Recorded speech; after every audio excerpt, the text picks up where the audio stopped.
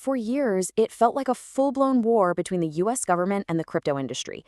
But then, in 2025, something absolutely wild happened. The war didn't just end. One side basically surrendered. So in this explainer, we're going to break down exactly how and why the United States pulled off one of the most sudden and dramatic policy reversals in modern finance.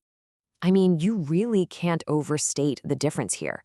Back in 2024, the government's game plan was pretty simple. Skepticism backed up by a constant barrage of enforcement actions.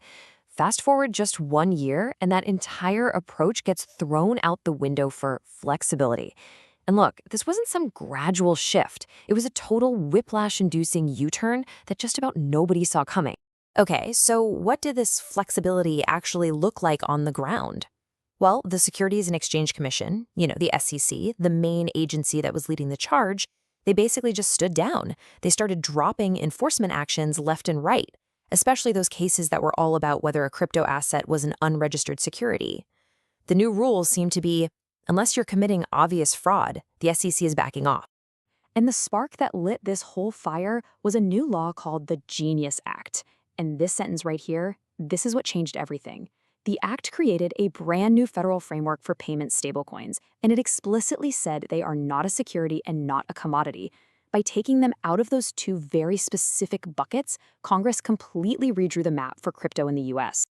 And that had an immediate, and I mean immediate, consequence, a changing of the guard, right? If stablecoins aren't securities anymore, then the SEC doesn't really have a claim to regulate them. So who steps in? Well, the traditional banking regulators, the OCC, the FDIC, and the Treasury.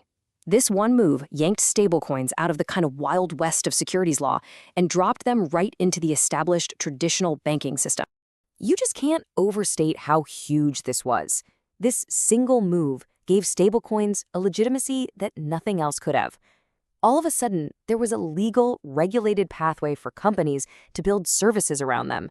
It was like handing them a blueprint for how to weave crypto into the fabric of the US financial system for everyday payments and transactions. Now, while all this regulatory chaos was unfolding, you can bet the smart money was already making its moves. And we're talking about some big moves. Take this number, for example, $1.1 billion. Sounds like a lot, right?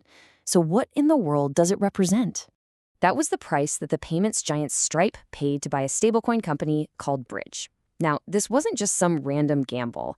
This was a super calculated move by a massive financial player who clearly saw the writing on the wall. They knew the rules were about to change and that stablecoins were on the verge of becoming, as the source material calls them, federal-grade payment instruments. And believe it or not, this new wave of regulatory clarity didn't stop with stablecoins.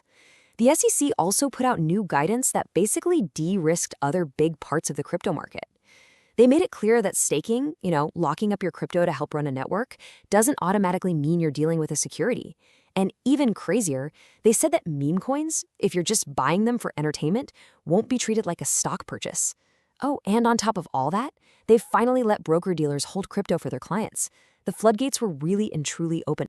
So this all just begs a massive question. Why? After years of being so hostile, why did the US government suddenly do a complete 180 and decide to embrace crypto? Well, it turns out the answer seems to lie in a very specific political mandate. This whole pivot seems to have been driven by a working group on digital assets that was put together by President Trump. And its mission was apparently pretty simple: strengthen America's leadership in finance by making sure the U.S. becomes the undisputed global leader in crypto, instead of just watching that innovation happen somewhere else. The entire mindset shifted from, we have to try and kill this thing, to, no, we have to own it. So the Genius Act really laid the groundwork in 2025, but that wasn't the finish line, not even close.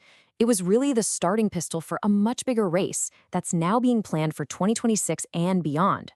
And here's a peek at the roadmap that's being laid out.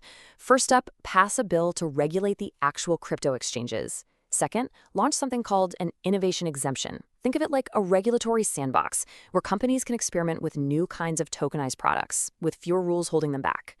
And third, and this is the really big one, potentially giving fintech companies direct access to the Federal Reserve itself. Seriously, stop and think about what that last point actually means. That's the potential end game here. We're talking about a world where your digital wallet doesn't have to go through a traditional bank to settle a transaction. Instead, it's to plug directly into the Federal Reserve's own payment systems. This would be a fundamental re-architecting of how money moves in the United States. It's a game changer. So this all brings us to the central question, the big debate that's now raging. Was the Genius Act a genuine lifeline that saved crypto from being crushed in the US? Or was it a much more calculated, strategic move, a way for the government to absorb the industry, wrap it up in red tape, and ultimately take control? So, what do you think? Is this the golden age for crypto, or is it more like a Trojan horse? I'd love to know your take, so drop your thoughts in the comments below. And hey, if you found this breakdown useful, do me a favor and hit that like button, share it, and of course, subscribe for more explainers just like this one. Thanks for watching.